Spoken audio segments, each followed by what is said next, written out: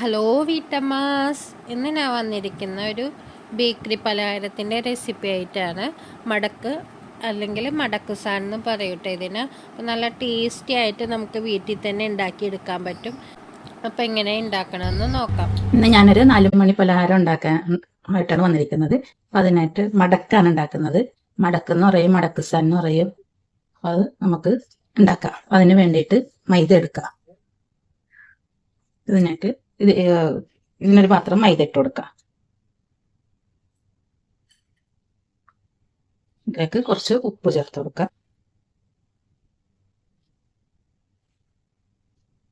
ഒരു സ്പൂൺ പഞ്ചസാര ചേർത്ത് കൊടുക്കാം. കുറച്ച് കളർ ആവശ്യമുണ്ടെങ്കിൽ ചേർത്താൽ മതി. കളർ ചേർത്ത് കൊടുക്കാം. അല്ലെങ്കിൽ മഞ്ഞൾപ്പൊടി ആയാലും മതി കേട്ടോ. കുറച്ച് ഓയിൽ ചേർത്ത് കൊടുക്കാം.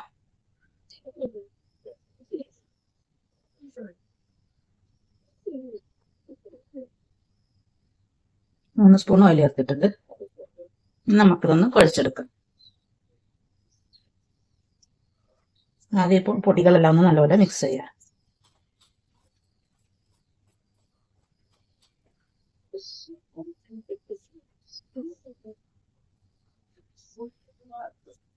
ഇതെല്ലാം ഒന്ന് നല്ലപോലെ മിക്സ് ചെയ്തിട്ടുണ്ട്. ഇനി ഇതിലേക്ക് നമുക്ക് കുറേശ്ശെ വെള്ളം ഒഴിച്ചിട്ട് നല്ല കട്ടിയിൽ കുഴച്ചെടുക്കാം. ചപ്പാത്തിക്ക് കുഴക്കുന്നതല്ല, അതിലും കട്ടിയായിട്ട് കുഴച്ചെടുക്കണം. കുറേശ്ശെ വെള്ളം ഒഴിച്ചിട്ട് കുഴച്ചെടുക്കും.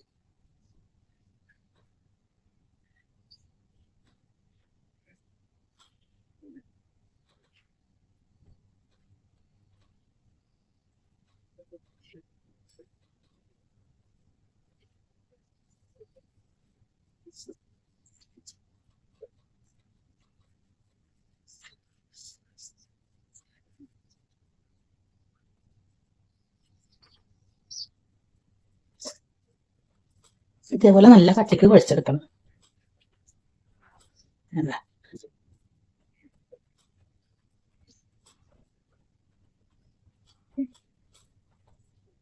ഇതൊരു അരമണിക്കൂർ മൂടി വെക്കാം.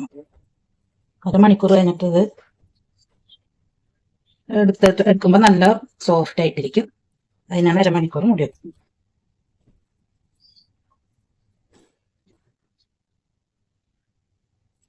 നമുക്ക് പഞ്ചസാര സിറപ്പ് ഉണ്ടാക്കാം. അതിനു വേണ്ടി 2 കപ്പ് പഞ്ചസാര എടുക്കാം.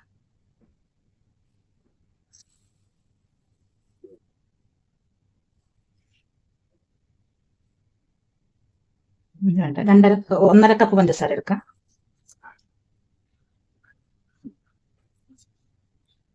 അതിലേക്ക് 1/2 ഗ്ലാസ് വെള്ളം ഒഴിക്കാം.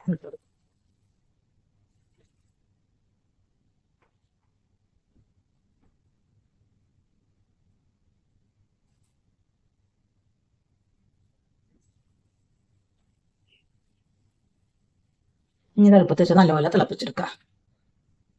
പഞ്ചസാരയൊക്കെ ഒന്ന് അലിഞ്ഞ് നല്ലപോലെ ഒന്ന് ഒരു തിക്കായിട്ടുള്ള സിറപ്പായിട്ട് വരണം.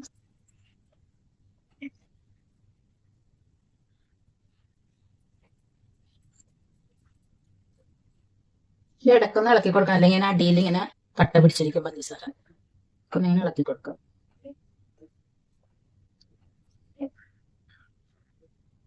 പഞ്ചസാരയൊക്കെ മെൽറ്റായിട്ടുണ്ട്. നല്ലപോലെ ഒന്ന് തിളച്ച് ഒന്ന് ചെറുതായിട്ടൊന്ന് കുറുകി വരണം.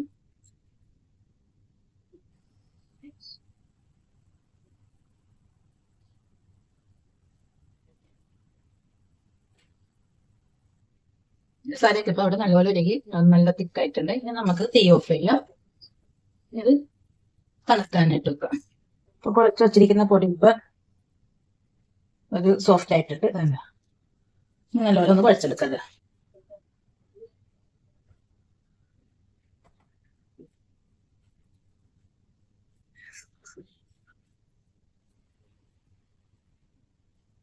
നല്ലപോലെ കുഴഞ്ഞിട്ടുണ്ട്. നമുക്കിത് ചെറിയ ചെറിയ ഉണ്ടകളാക്കി എടുക്കാം. കുറച്ച് കട്ടിയുണ്ട്, ഇങ്ങനെ കട്ടിയായിട്ടിരിക്കണം പൊടി കുറച്ച്. എന്നാൽ സോഫ്റ്റും ഉണ്ട്.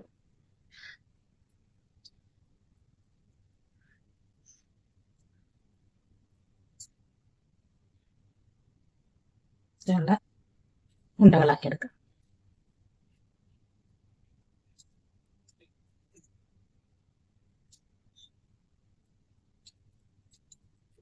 എല്ലാം ഇങ്ങനെ ഓരോ കളക്ട് ഇങ്ങനെ നിരത്തി വെക്കാം. ഇനി ഓരോന്നും പരത്തിയെടുക്കാം. കുറച്ച് അരിപ്പൊടിയാണ് എടുക്കുന്നത്. അരിപ്പൊടിയിൽ ഇട്ടിട്ട് പരത്തിയെടുക്കാം.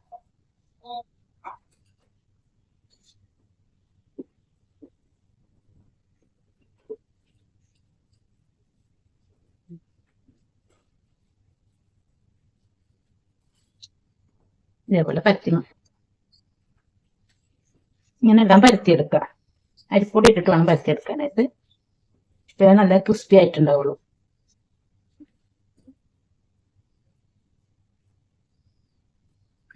നമുക്ക് ഇതിലേക്ക് ഓയിൽ തേച്ച് കൊടുക്കാം. ഓയിൽ വെച്ചിട്ട് നല്ലപോലെ എല്ലായിടത്തും ആക്കി.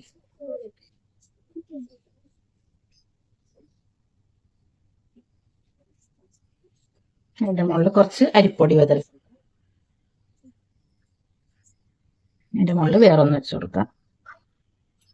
അതേപോലെ തന്നെ ഓയിൽ വെച്ചു.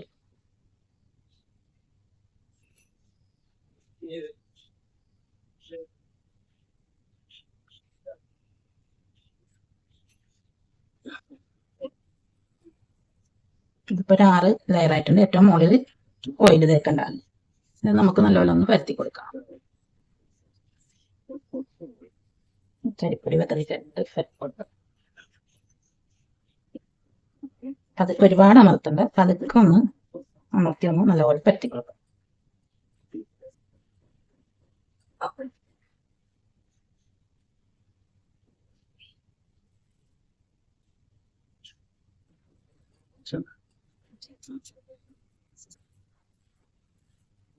നല്ലപോലെ റൗണ്ട് ആക്കി കൊടുക്കാതെ പരത്തി.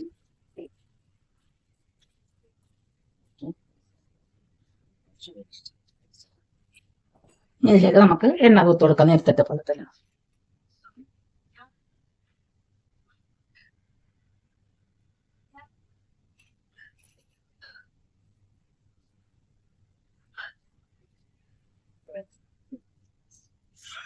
ഇതുപോലെ തന്നെ അരിപ്പൊടിയും വിതറി കൊടുക്കും.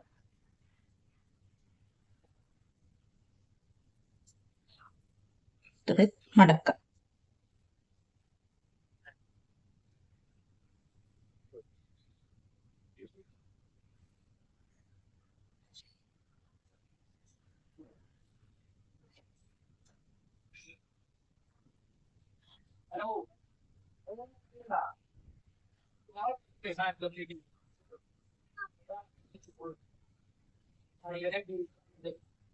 ഇത് കട്ട് ചെയ്തെടുക്കാം. ഫ്രെയിം വെച്ച് കട്ട് ചെയ്തെടുക്കാം.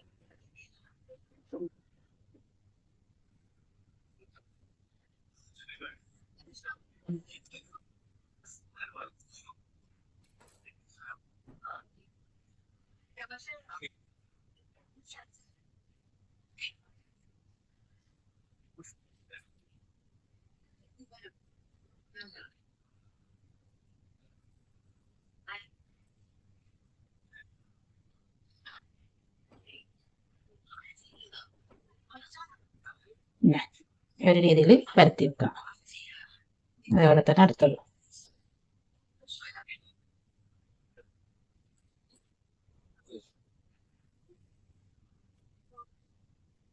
ഒരുപാട് അമർത്താതെ അതൊക്കെ ഒന്നിങ്ങനെ ചെയ്തു.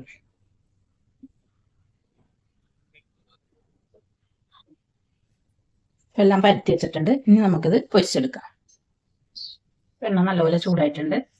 ഇതിലേക്ക് നമുക്ക് ഇത് ഓരോന്നും ഇട്ട് കൊടുക്കാം. നല്ല ചൂടിൽ വേണം ഇട്ട് കൊടുക്കാനായിട്ട്.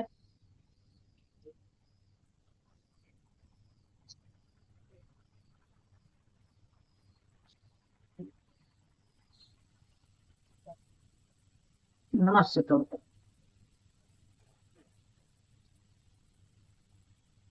നല്ല ലെയർ ലെയറായിട്ട് വരുന്നുണ്ടല്ലോ.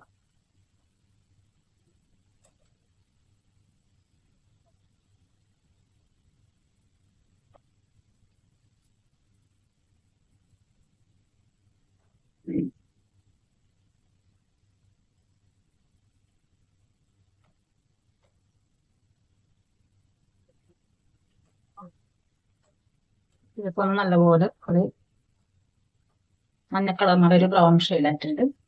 ഇനി നമുക്കിത് കോരിയെടുക്കാം. കോരി ഒരു അരിപ്പ പാത്രത്തിലേക്ക് മാറ്റാം. ഇതിൽ തന്നെ എല്ലാം പോയിട്ട്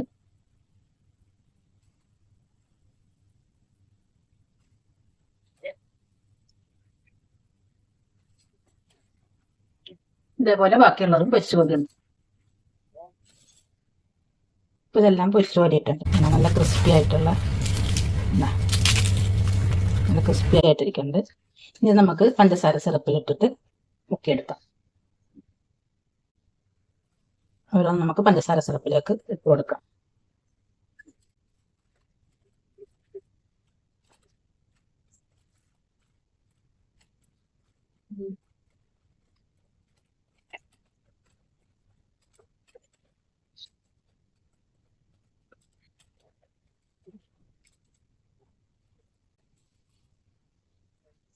ഞാനൊരു അരിപ്പ പാത്രത്തിലേക്ക് ഇട്ടേക്കാം.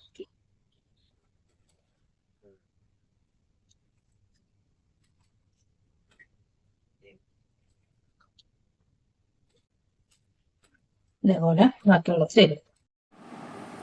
മടക്ക് ഇവിടെ റെഡി ആയിട്ടുണ്ട്. അപ്പോൾ എല്ലാവർക്കും റെസിപ്പി ഇഷ്ടപ്പെട്ടെന്ന് പ്രതീക്ഷിക്കുന്നു. ഇഷ്ടപ്പെട്ടാൽ എൻ്റെ ചാനൽ സബ്സ്ക്രൈബ് ചെയ്യാൻ മറക്കരുത്.